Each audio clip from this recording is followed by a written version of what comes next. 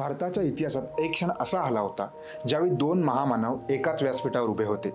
एक होता महाराष्ट्राच्या मातीतून आलेला कायद्याचा अभ्यासक आणि आपल्या भारताच्या घटनेचा शिल्पकार, तर दुसरा होता तमिळनाडूच्या मातीतून आलेला समाजाला थेट आव्हान देणारा आणि नास्तिकतेचा पुरस्कर्ता. या दोन्ही माणसांची भाषा वेगळी होती, प्रांत वेगळा होता, लढाईची पद्धतही वेगळी होती, पण दोघांचं ध्येय एकच होतं. ही दोन माणसं म्हणजे डॉक्टर बाबासाहेब आंबेडकर आणि ई.व्ही. रामासामी म्हणजेच आपले पेरियार. बाबासाहेबांबद्दल बऱ्याच गोष्टी ऐकतो, तसंच पेरियारांबद्दलही ऐकतो, पण या दोन महामानवांनी एकमेकांना कसं पाहिलं, ते कधी भेटले, ते एकमेकांसोबत काय बोलले, त्यांच्यात कुठे एका गोष्टीवर एकमत होतं किंवा कुठे नव्हतं, हे फारच कमी लोकांना माहिती आहे. आजचा व्हिडिओ आहे त्याच अज्ञात इतिहासाबद्दल, या दोन महामानवांच्या त्या भेटीबद्दल आणि त्यांच्या विचारांच्या त्या संगमाबद्दल. या संगमातून निर्माण झालेल्या नव्या प्रवाहाचा मार्ग स्वीकारला गेला असता तर कदाचित भारताचा इतिहास वेगळा असता. बाबासाहेब आंबेडकरांचा जन्म 1891 साली झाला. या मुलाने अस्पृश्यतेचे चटके लहानपणापासूनच अनुभवले होते. हे सगळं सहन करत असताना Columbia university, London school of economics अशा जगातील सर्वोत्तम विद्यापीठांमध्ये त्यांनी शिक्षण घेतलं आणि व्यवस्था बदलायचा निर्धार करूनच ते भारतात परत आले. आंबेडकरांच्या बरोबर विरुद्ध पेरियारांचा होता. पेरियारांचा जन्म 1879 साली तमिळनाडूत झाला. ते एका श्रीमंत व्यापारी कुटुंबातील होते, म्हणजेच आंबेडकरांसारखी अस्पृश्यता त्यांनी स्वतः कधीही अनुभवली नव्हती. पण एकदा काय झालं, एका पंक्तीत ब्राह्मण आणि बाकी जातींसाठी वेगळी बैठक व्यवस्था होती. ती पेरियारांनी पाहिलं आणि त्यांचं मन पेटून उठलं. ते म्हणायचे, मी स्वतः पीडित नसलो तरी पीडितांसाठी लढणं हे माझं कर्तव्य आहे. या दोघांची परिस्थिती वेगळी असली तरी त्यांचा शत्रू एकच होता, तो म्हणजे जाती व्यवस्था. दोघांचे लढाईचे मार्ग वेगवेगळे होते. घटना, कायदे, आरक्षण अशा कायद्याच्या मार्गाने आंबेडकर जात होते, तर धर्म, देव, ग्रंथ यांना थेट प्रश्न विचारून पेरियार समाजाच्या मानसिकतेशी लढत होते. पेरियार आणि आंबेडकरांनी एकमेकांचं लिखाण वाचलं होतं आणि दोघांनाही एकमेकांच्या विचारात स्वतःचाच प्रतिध्वनी ऐकू आला. आंबेडकरांनी लिहिलेलं ॲनिहिलेशन ऑफ कास्ट हे पुस्तक पेरियार यांनी वाचलं होतं. त्यात बाबासाहेब म्हणतात, जाती व्यवस्था नष्ट करायची असेल तर हिंदू धर्मग्रंथांनाच प्रथम आव्हान द्यावं लागेल. आणि हे वाचून पेरियार म्हणाले होते की हा माणूस माझीच भाषा उत्तरेमध्ये बोलतोय. पेरियारांनी तमिळमध्ये बाबासाहेबांच्या विचारांचा प्रसार केला. त्यांच्या वर्तमानपत्रात बाबासाहेबांच्या लेखांचे अनुवाद प्रकाशित झाले.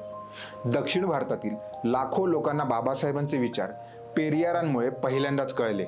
बाबासाहेबांनीही पेरियारांच्या सेल्फ रिस्पेक्ट मुवमेंटबद्दल माहीत होतं. ती चळवळ केवळ धार्मिक सुधारणेपुरती मर्यादित नव्हती, तर ती सामाजिक क्रांतीची चळवळ होती. बाबासाहेबांना वाटत होतं की दक्षिण भारतात पेरियार जे करत आहे तेच उर्वरित भारतात घडणं आवश्यक आहे. साल होतं 1944. पेरियारांनी एक मोठं अधिवेशन बोलावलं होतं आणि त्याचं नाव होतं सेल्फ रिस्पेक्ट कॉन्फरन्स. आणि या अधिवेशनाला त्यांनी विशेष आमंत्रण दिलं होतं, ते म्हणजे डॉक्टर बाबासाहेब आंबेडकरांना. बाबासाहेब अधिवेशनाला आले.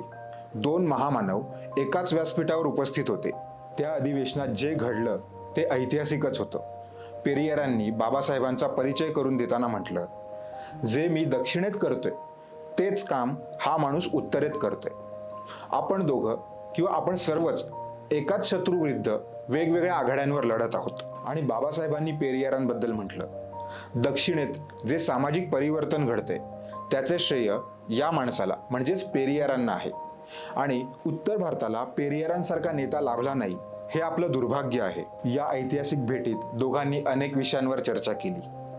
जाती निर्मूलन, धर्माची भूमिका, स्त्री स्वातंत्र्य, शिक्षण या प्रत्येक विषयावर दोघांचे विचार सारखेच होते. दोघांनाही वाटत होतं की केवळ राजकीय स्वातंत्र्याने खऱ्या अर्थाने मुक्ती मिळणार नाही, त्यासाठी सामाजिक आणि मानसिक क्रांतीची गरज आहे. त्या एका दिवसात, त्या एका व्यासपीठावर भारताच्या इतिहासातील दोन सर्वात पुरोगामी विचारवंत एकत्र आले होते. पण दुर्दैवाने हे एकत्र येणं पुरेसं नव्हतं. आणि ते का नव्हतं हे आपण पुढे पाहूच. पेरियार आणि बाबासाहेब यांचे बहुतांश गोष्टीवर एकमत होतं, पण काही महत्त्वाच्या मुद्द्यांवर त्यांच्यात फरक होता आणि हा फरक समजून घेणं महत्त्वाचं आहे. कारण या फरकामुळेच भारताच्या इतिहासात अनेक वेगळ्या गोष्टी घडल्या आणि त्या टाळल्या गेल्या असत्या तर कदाचित देशाचं भविष्य वेगळं असतं. पहिला मुद्दा होता तो म्हणजे धर्मांतर. बाबासाहेबांनी आपल्या जीवनाच्या अखेरीस बौद्ध धर्म स्वीकारला. त्यांचं म्हणणं होतं की हिंदू धर्मात राहून जाती व्यवस्था मोडता येणार नाही. जाती व्यवस्थेच्या बंधनातून मुक्त होण्याचा धर्मांतर हा एक मार्ग आहे. पण पेरियार मात्र धर्मांतराच्या विरोधात होते. ते म्हणायचे की एक धर्म सोडून दुसरा धर्म स्वीकारणं म्हणजे एका पिंजऱ्यातून दुसऱ्या पिंजऱ्यात जाण्यासारखं आहे.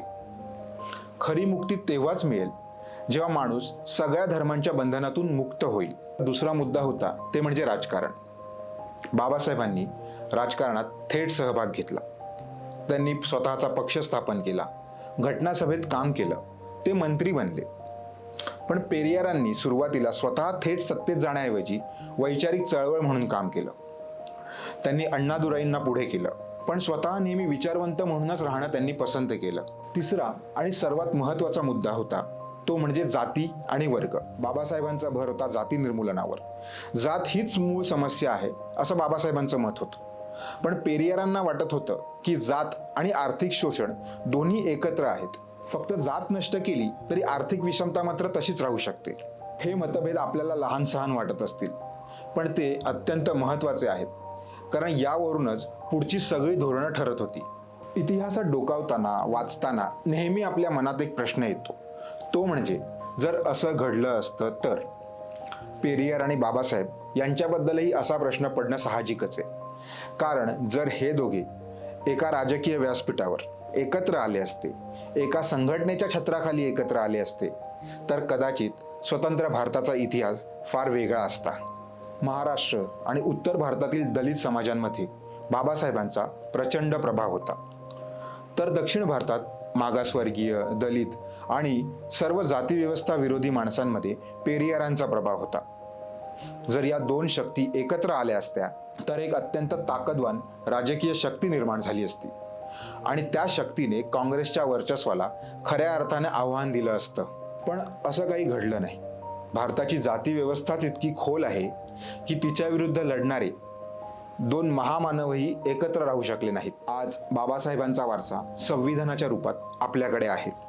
भारतातील प्रत्येक व्यक्तीला माहीत असो वा नसो, पण प्रत्येक भारतीयांच्या आयुष्यात बाबासाहेबांचे विचार प्रत्यक्षात येतच असतात. ओबीसी आरक्षण असो, जाती निर्मूलनाची भाषा असो, धर्मवर्चस्वाला विरोध, या पेरियारांच्या विचारांचा वारसा तमिळनाडूच्या द्रविड राजकारणात आजही आहे. बाबासाहेब आणि पेरियार दोघंही ज्या उद्दिष्टासाठी लढले ते उद्दिष्ट अजूनही साध्य झालेलं नाहीये. जाती व्यवस्था अजूनही टिकून आहे. आंतरजातीय विवाहांवरून हत्या अजूनही होतात. दलितांवर आजही अत्याचार होत आहेत. मंदिरात अजूनही प्रवेश नाकारला जातो. देश स्वतंत्र झाल्याच्या इतक्या वर्षांनंतर, इतक्या कायद्यांनंतर, इतक्या आंदोलनानंतरही हे चित्र बदललेलं नाहीये. या दोन महामानवांनी इतकं काही केलं तरी हे चित्र का बदलत नाहीये, याचं उत्तर कदाचित त्या दोघांनी आधीच देऊन ठेवलंय. बाबासाहेब म्हणायचे, जोपर्यंत माणसाचं मन बदलत नाही तोपर्यंत कायदे पुरेसे नाहीत.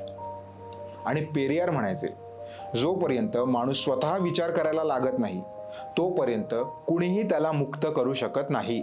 खरी क्रांती बाहेरून येत नाही, ती आपल्या मनातून यावी लागते. दोन वेगळ्या भूमींमधून, दोन वेगळ्या भाषांमधून, दोन वेगळ्या मार्गांनी पण एकाच दिशेने चाललेले हे दोन महामानव भारताच्या इतिहासात सर्वात महत्त्वाच्या व्यक्तींपैकी एक आहेत.